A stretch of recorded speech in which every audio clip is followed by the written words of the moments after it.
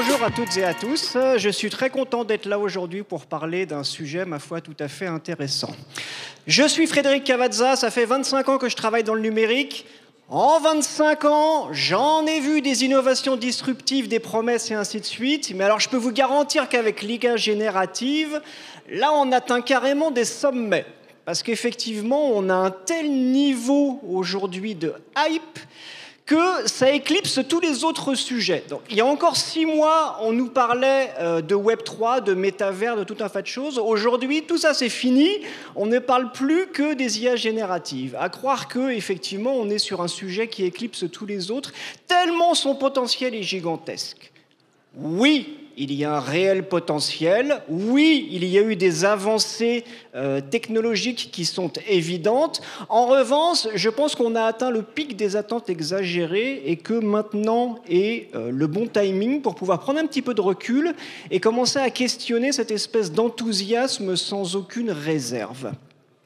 Ce que l'on constate aujourd'hui, c'est qu'on a pu toucher du doigt les capacités, notamment des modèles génératifs, à pouvoir nous générer du texte et des images. En revanche, à quoi est-ce que tout ça a servi concrètement ? À qui potentiellement ça peut servir à court terme? Là, effectivement, ça commence à faire peur. Parce que regardez, ne serait-ce que sur le mois dernier, ces 3 photos qui ont été utilisées dans les médias, on se dit que potentiellement, quand le modèle sera largement déployé et surtout largement maîtrisé par les bonnes ou les mauvaises personnes, qu'est-ce que tout ceci va bien pouvoir donner ? On s'émerveille également de cette formidable idée que sont les chatbots, voire les assistants numériques. Pour moi, les chatbots, ça fait 20 ans que ça existe. Il suffisait de regarder en fait en bas des pages des sites web, on cliquait, et notamment sur le site de la SNCF, par exemple. Enfin, ça fait 20 ans qu'on a un chatbot. Peut-être qu'il n'est pas aussi performant, en tout cas, c'est pas tout neuf. Pareil pour les assistants numériques. Je vous rappelle qu'il y a quelques années, on avait Alexa, on avait Siri, on avait le Google Assistant, on avait Cortana chez Microsoft. Donc on en avait un certain nombre. C'est quand même amusant de voir que dans le textile, la mode est un éternel recommencement. Peut-être que dans le numérique aussi, on a cet éternel recommencement et on s'émerveille pour des choses qui existaient déjà il y a 10 ou 20 ans. Ce qui est certain, c'est que tous les ans, on nous annonce une révolution disruptive. Cette année, c'est les IA génératives. L'an dernier, c'était le métavers. L'année d'avant, c'était le Web3. Avant, c'était le no-code, l'informatique quantique et ainsi de suite. Encore une fois, je suis d'accord avec vous, il y a un réel potentiel, on est face à une accélération de l'innovation qui est palpable, qui est réelle. Je pense néanmoins que c'est le bon moment pour se questionner, pour essayer de prendre du recul, et c'est ce qu'on va essayer de faire ensemble. À commencer par, on va essayer de faire le tri dans tout ce qui est mythe et généralité. Première chose, ChatGPT est le produit grand public qui a eu l'adoption la plus rapide dans l'histoire du numérique. C'est faux. On nous parle de 100 millions d'utilisateurs en 2 mois. Déjà, d'une part, c'est 100 millions de visiteurs sur les sites web. D'une part. D'autre part, je vous rappelle que Pokémon Go, les 100 millions d'utilisateurs, ils l'ont fait en 3 semaines. Donc, première chose, on a la mémoire courte. Deuxième chose, on nous dit que c'est la plus grande invention, la plus grande innovation depuis l'invention de l'informatique. Alors attention, parce que l'informatique, elle remonte quand même. On est sur 80 ans d'évolution et de recherche et développement, rien que sur l'intelligence artificielle. Donc effectivement, même si aujourd'hui, je ne dis pas le contraire, oui, l'innovation, elle est palpable, on est sur une vraie accélération des nouveautés, il n'empêche que ces IA génératives ne sont que la dernière étape d'une longue course d'innovation qu'il ne faut pas oublier. On nous dit aussi que ce GPT-4, puisque maintenant on en est à la 4e version, il est sur un niveau de pertinence incroyable, tellement incroyable qu'il peut passer tous les examens d'avocats, les examens de médecins, les examens de culture générale. Ce qu'on nous ne dit pas, c'est qu'en fait, il a été entraîné sur la base des annales aux examens. Donc, prenez n'importe quel étudiant, allez lui faire passer les tests avec les annales en poche, à moins qu'il soit vraiment pas doué, je sais qu'il y en a, c'est pas la question, il va avoir quand même beaucoup plus de facilité pour réussir ces fameux examens. On nous dit aussi que ce coup-ci, les IA génératifs, c'est la vraie révolution, que ça va remplacer des centaines de millions d'emplois, que ça a déjà commencé d'ailleurs, puisque un quart des sociétés qui l'ont utilisé, ChatGPT, elles ont commencé à licencier. Je vous rappelle qu'il y a 6 ou 7 ans déjà, on nous faisait ces mêmes promesses et ces mêmes projections, qu'on nous disait « Oh là là, avec le deep learning, c'est incroyable, on va licencier à tour de bras ». Effectivement, le deep learning, le machine learning a amené des choses tout à fait intéressantes. Néanmoins, les projections étaient peut-être un petit peu trop optimistes à l'époque, d'une part. D'autre part, si on regarde vraiment dans le détail quel type d'employés ont été effectivement remerciés parce qu'ils ont été remplacés par ChatGPT, c'est tout simplement en fait des humains à qui on demandait de faire le travail de machine. Donc avec des productions à très faible valeur ajoutée. Donc là, ce n'est pas la machine qui remplace l'humain, c'est la machine qui récupère son propre rôle. Il se trouve que le poste était occupé jusqu'à présent par un humain. Donc comme toujours, je vous invite à aller vérifier la source, je vous invite à aller lire entre les lignes pour essayer de relativiser tout ce qu'on nous annonce. Qu'est-ce qu'on nous annonce également ? Que ces IA génératives vont générer un nouvel âge d'or, qu'il va y avoir une centaine, des milliers de startups qui vont pouvoir arriver sur le marché, que ça va permettre de rebattre les cartes. Ça ne va rien rebattre du tout. Regardez déjà qui est positionné. Tous les grands acteurs de l'informatique aujourd'hui, ils ont déjà assimilé ChatGPT, donc il n'y aura pas de remaniement, ne rêvez pas. Ils ont été aussi rapides que les startups et ils ne se laisseront en aucun cas coiffer au poteau. Qu'est-ce qu'on nous annonce aussi ? Ah oui, celle-là je l'aime bien. Qu'avec les IA génératives, Google, c'est fini, il est mort et enterré, que les gens maintenant ils préfèrent parler à un chatbot, avoir des réponses directes. Écoutez, je vous rappelle que déjà en 2010, on a essayé, on avait un moteur qui s'appelait Quickie. Vous lui posiez une question, il vous formulait une réponse sous forme de film avec, on va dire, des résultats qui étaient dictés. Alors, ce n'était pas aussi pertinent que maintenant. Il n'empêche que ce qu'on peut apprendre de tout ça, c'est que les utilisateurs, les internautes, ils ont des habitudes et que ces habitudes, elles sont dures à changer. D'autant plus si les réponses sont fausses. D'autant plus si on a un ChatGPT qui se prend pour un expert en Égypte ancienne, voilà, et qui prétend pouvoir traduire des hiéroglyphes alors qu'il raconte n'importe quoi. Donc peut-être qu'il faut se détendre par rapport à toutes ces promesses, parce qu'effectivement, il y a encore une fois un petit peu d'abus. Ce qui est certain, c'est qu'il y a une vague d'engouement qui est absolument gigantesque et qu'aujourd'hui, personne n'y résiste. Donc on est dans une dynamique du marché où tout le monde se doit de dire que oui, effectivement, ChatGPT, c'est la révolution. La preuve, nous aussi, on en fait et ça nous permet d'être meilleurs.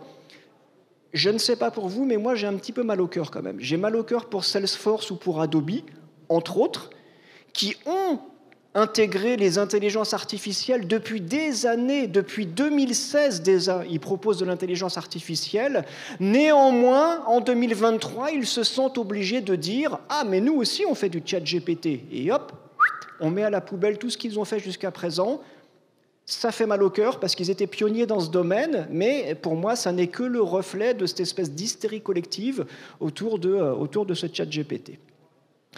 Maintenant qu'on a dit ça, où est-ce qu'on va ? Je pense qu'il y a plusieurs analogies possibles à faire pour essayer d'anticiper les prochaines étapes. La première, c'est un scénario du type banalisation progressive que l'on a déjà connu, par exemple, avec les correcteurs orthographiques. À une époque, c'était une innovation, donc il y a très longtemps. Waouh, génial, on arrive à corriger l'orthographe. Puis, ça a été packagé sous forme de logiciels qui ont été vendus. Puis, ça a été des fonctionnalités qui ont été intégrées dans des logiciels. Puis, c'est devenu un prérequis auquel on ne fait même plus attention. Ce qui est le cas aujourd'hui. Quand on regarde aujourd'hui la vitesse d'adoption de ChatGPT dans les offres des uns et des autres, notamment là, par exemple, c'est dans Canva, on se dit que potentiellement, dans 6 mois, on le retrouvera partout et que ça sera plus différenciant. Premier scénario, la banalisation. Deuxième scénario, l'enlisement dans des considérations technico-commerciales, éthiques et ainsi de suite. Un petit peu comme ça a été le cas avec l'impression 3D. À l'époque où les premières imprimantes 3D ont commencé à sortir, donc pour moins de 2000 €, on pouvait s'acheter une imprimante 3D, on nous disait que ça allait être la révolution comme jamais on l'avait connue. On nous disait notamment, mais pourquoi aller payer 30 balles pour des figurines alors que je peux les imprimer moi-même? Bah non, ne faites pas ça, il y a une propriété intellectuelle et vous n'avez pas le droit. Pourquoi est-ce que j'irais payer 150 balles pour faire réparer ma machine à laver alors que je peux imprimer moi-même les pièces et la réparer tout seul comme un grand? Faites ça et vous perdez votre garantie constructeur. Et au passage, n'imprimez pas d'armes, s'il vous plaît, sinon votre machine va se bloquer et puis vous allez recevoir la visite des policiers. Donc ça, pour moi, ça illustre une innovation technologique qui est évidente, qui est palpable, puisque l'impression 3D, depuis cette époque, a fait des progrès spectaculaires. Il n'empêche qu'aujourd'hui, elle se heurte à des complications de nature, on va dire, commerciale, juridique et éthique. Et c'est exactement ce qu'on est en train aujourd'hui d'apercevoir avec les modèles génératifs, c'est qu'on se dit, est-ce qu'on n'est pas allé un petit peu trop vite en besogne? Est-ce que finalement cette histoire de données d'entraînement sur lequel il y a un vide juridique, est-ce qu'on avait le droit d'entraîner un modèle avec toutes ces données? Est-ce qu'on peut laisser le modèle fournir des réponses alors qu'on sait qu'il n'est pas tout à fait fiable? Est-ce qu'on peut le laisser raconter tout et n'importe quoi? Voilà. Aujourd'hui, on commence à se poser des questions et on voit que l'adoption ne sera pas si rapide que ça. On nous dit également que mais aujourd'hui, c'est GPT-4. Effectivement, il est un petit peu limité parce que son modèle, il a été entraîné avec des données qui remontent à 2022, pas au-delà. Mais grâce au plugin, tout ce qu'il ne sait pas, il peut aller le chercher et il va le chercher directement au cœur du système d'information des services déjà disponibles. On a aujourd'hui des plugins qui permettent d'étendre les capacités de GPT, notamment chez Expedia, chez OpenTable, chez Instacart et ainsi de suite. Parlez-en à votre DSI, s'il vous plaît, avant de vous lancer. Parlez-en également à votre responsable de la sécurité. Parlez-en à votre DPO. Sinon, vous allez avoir quand même des mauvaises surprises. Je ne sais pas pour vous, mais je préférerais appliquer quand même un principe de précaution par rapport à ça, parce que qu'est-ce qui pourrait mal tourner? Tout pourrait mal tourner, enfin, ça ne va pas la tête? On ne va pas le laisser faire ça. Essayez de résister à cette tentation de vous précipiter, tout ça, parce qu'il ne faut pas être en retard, parce que c'est une vraie machine, une locomotive lancée, lancée on ne sait pas où, mais un petit peu de retenue par rapport à tout ça. Bref, tout ça pour dire que, oui, il y a du potentiel, oui, il y a une innovation qui est palpable, oui, effectivement, on va faire des choses formidables avec tout ça. Par contre, prenons un petit peu de recul, essayons d'apprendre des précédentes innovations que l'on nous annonçait comme spectaculaires et fulgurantes. Regardez les véhicules autonomes. On nous disait, oh là là, vous verrez en 2025, on aura atteint le niveau 5, toutes les voitures seront autonomes. Non, aujourd'hui, on est bloqué au stade 3. Et je ne pense pas qu'on va aller dans les prochaines années au stade 4 parce qu'il y a des problématiques, encore une fois, juridiques et éthiques. On nous avait promis également la révolution avec Starlink. Oh là là, tout le monde peut monter son propre système de communication. Vous allez voir, ça va libérer les peuples. Ça a surtout libéré les trafiquants sud-colombiens. Voilà, ça leur a permis de s'organiser dans la jungle colombienne et à esquiver les raids de la police. On nous avait dit également... Vous allez voir, avec les interfaces neuronaux directes, on va pouvoir contrôler les ordinateurs avec la pensée. Et regardez ces singes, ils arrivent à contrôler les ordinateurs. Ils sont morts, d'accord? Sur une vingtaine de singes, il y en a 17 qui sont malheureusement décédés parce qu'ils ont eu une infection des cathodes et on n'a pas réussi à... Bon, bref, vous avez compris. Je pense qu'il faut apprendre des précédentes innovations de rupture que l'on nous prédisait comme fulgurantes et adopter une posture un petit peu plus de recul, d'observation, d'anticipation des difficultés qu'on va rencontrer, sinon on va au-devant quand même de problématiques. Ce qui est surtout intéressant pour moi, je pense, dans un premier temps, c'est d'essayer de se poser la question, mais quel est le problème qu'on essaye de résoudre? Parce que j'ai vu des démonstrations tout à fait intéressantes avec ChatGPT et avec d'autres. Par contre, encore une fois, quel est le problème qu'on essaye de résoudre? On nous dit, par exemple, vous allez voir, avec les modèles génératifs, on va pouvoir générer des contenus. Donc on va remplacer les rédacteurs, on va pouvoir générer également des textes juridiques, on va remplacer les juristes. Ah bon? Pour moi, ça fait 15 ans qu'on le fait, mais ok, on n'a qu'à dire que c'est la révolution. Attention, je ne suis pas en train de vous dire, dans la Silicon Valley, il y a un laboratoire de recherche qui... Non, en France, on a une société comme Syllab, ça fait 15 ans qu'elle fait de la génération d'annonces immobilières ou d'annonces automobiles. Je ne suis pas en train de vous parler de « oh là là, en Chine, ils font des choses incroyables ». Non, en France, une société comme Doctrine, par exemple, ça fait plusieurs années qu'ils sont capables de faire des analyses d'argumentaire juridique et de générer un squelette de réponse, donc de contre-argumentaire. Et eux, ils n'ont pas attendu de ChatGPT. Donc c'est des choses qui existent déjà. On nous dit également... Grâce au modèle génératif, on va pouvoir rédiger des emails. Ok, très bien. Je pensais qu'on avait trop d'emails à lire. Comment se fait-il que plus personne ne parle d'infobésité? Est-ce que vous pensez que plus d'emails va changer la donne? Ça va régler nos problèmes? Est-ce qu'au contraire, il ne faudrait pas moins d'emails? C'est une question que je pose.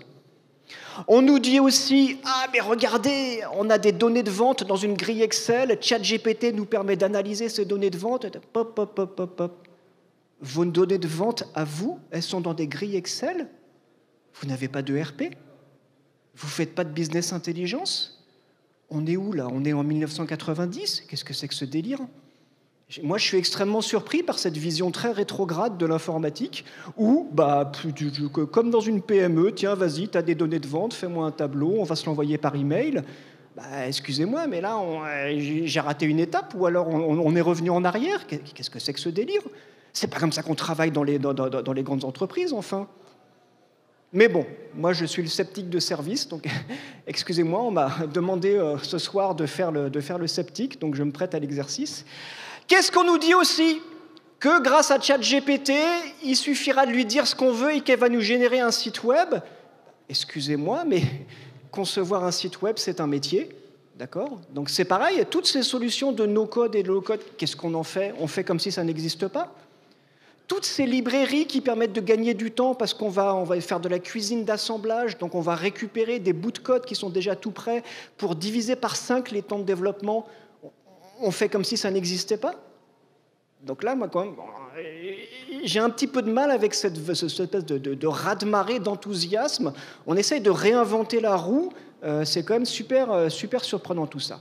Bref, comme à une époque pas si lointaine avec le Web 3 et la blockchain, où on nous présentait la blockchain comme une solution miracle à quasiment tous les problèmes. Aujourd'hui, on nous ressort le ChatGPT comme étant la solution qui va résoudre tous vos problèmes sans chercher à vraiment définir ces problèmes en question. Donc, encore une fois, je me prête à l'exercice critique pour essayer d'avoir un petit peu de recul par rapport à cette hystérie autour de ChatGPT. Maintenant qu'on a dit tout ça, comment est-ce qu'on va pouvoir faire pour pouvoir correctement appréhender ces IA génératives et pouvoir en tirer le meilleur parti? Dans un premier temps, il va falloir rassurer. Je vous rappelle qu'aujourd'hui en entreprise, on a une transformation numérique qui est quasiment à l'arrêt. Pourquoi? Parce qu'on se heurte à une résistance passive qui est certaine et évidente. Donc des salariés qui aujourd'hui vous disent, le commerce en ligne, oui, mais... Alors, si en plus vous leur dites « Ah mais non, mais tout ça c'est fini parce que maintenant c'est ChatGPT », vous allez voir ce que vous allez voir, il ne va pas se passer grand-chose. Tout simplement parce que cette résistance passive qui existe et qui est réelle, on ne l'a toujours pas traitée. Donc ça, c'est la première étape évidente. Essayez aujourd'hui de savoir où est-ce qu'on en est dans la transformation numérique et surtout où en sont chaque collaborateur dans leur appréhension de cette transformation numérique. Est-ce qu'ils sont d'accord? Est-ce qu'ils vont y participer? Nous avons ensuite cette histoire d'entraîner le modèle ou de moins d'affiner le modèle. Je suis tout à fait d'accord avec ce qui a été présenté par la personne de Microsoft avant. Dans un avenir proche, chaque entreprise aura son propre modèle, du moins récupérera un modèle pré-entraîné et l'affinera avec les propres données de l'entreprise, à condition que ces données, elles soient là, elles soient disponibles. Donc peut-être que dans un second temps, on va s'assurer de pouvoir rassembler toutes les connaissances, toutes les données pour pouvoir les mettre à disposition des bonnes personnes qui vont procéder à l'affinage du modèle. Et ça, on n'y est pas encore. La troisième étape, ça va être de dire, une fois qu'on aura un modèle affiné, on va essayer de s'en servir pour pouvoir améliorer les performances de l'entreprise, notamment pouvoir faire des suggestions sur comment est-ce qu'on va pouvoir mieux travailler. Peut-être que pour ça, il faudrait savoir déjà comment on travaille. Est-ce qu'aujourd'hui, tous les processus ont été cartographiés? Est-ce qu'aujourd'hui, tous les référentiels métiers sont à jour? Est-ce qu'aujourd'hui, on a une ontologie de toutes les informations, de toutes les unités de travail qui existent dans l'entreprise? Je ne suis pas certain. Pourtant, on va en avoir besoin. Et enfin, et ça, c'est pas rien, au passage, on a oublié que on était en Europe et qu'on a un régulateur aujourd'hui qui se soucie de sa souveraineté numérique.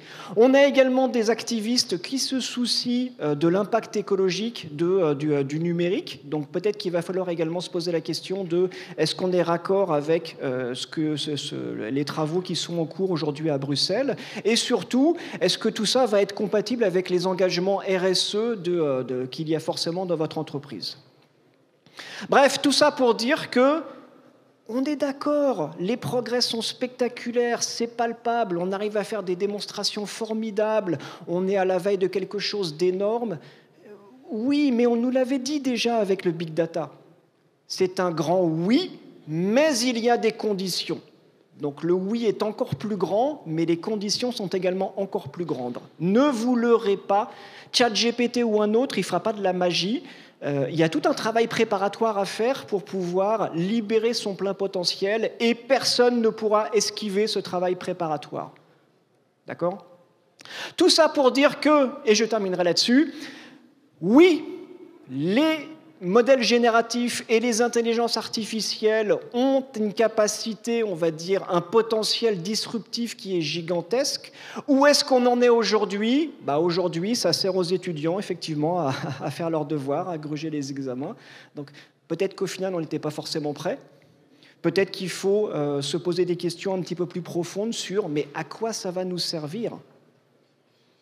D'autant plus que je vous rappelle que nous avons un énorme problème de fracture numérique. Je vous rappelle que seul un tiers des salariés en France déclarent avoir été formés aux outils numériques. Je vous rappelle que seuls 2 tiers des citoyens se sentent compétents pour faire des choses élémentaires. Ça veut dire qu'un tiers ne l'est pas. Et vous voulez leur donner ChatGPT entre les mains? Et vous pensez que ça va bien se passer? Non, ça va mal se passer. Vraiment, ce qu'il nous faut, et je terminerai là-dessus, c'est essayer de prendre un petit peu de recul avec ça, de se poser les bonnes questions, éventuellement de faire, pourquoi pas, une concertation citoyenne autour de dans quelle société est-ce qu'on se dirige. Le Japon l'a fait depuis 2019 avec le projet Japan 5.0. La France également l'a fait dès 2022 avec son programme Société numérique. Je ne sais pas où en est le programme, en tout cas ça serait intéressant de le relancer parce que là vraiment on est sur quelque chose de, on va dire, de très puissant. Encore faut-il savoir comment le manier. Voilà. Je vous remercie pour votre attention. C'est nous qui vous remercions. C'est indispensable de prendre le contre-pied et d'embrasser un point de vue différent de ce qu'on a pu entendre. C'est aussi toute la raison d'être du DIMS et de l'IT Paris 2023. Et je vais également prendre le contre-pied, mais quelques instants, parce qu'on va basculer rapidement sur la table ronde. Restez avec moi, Frédéric, restez avec moi. Je prends le contre-pied. Ah, vous n'étiez pas au courant des consignes que l'on vous a données. Avez-vous des questions à peut-être poser à Frédéric? Rapidement, on prend une ou deux pour basculer par la suite du côté de la table ronde. Il n'y a pas de questions. Je vous propose de basculer tout de suite maintenant. Frédéric, oui, allez-y. J'espère que vous ne vous méprenez pas sur mon propos. Encore une fois, j'ai pris le contre-pied de cette immense vague d'enthousiasme. Simplement, je vous dis, voilà, avec cette histoire d'IA générative, on est sur quelque chose de très puissant, mais bon, comme on le dit, des grands pouvoirs amènent de grandes responsabilités.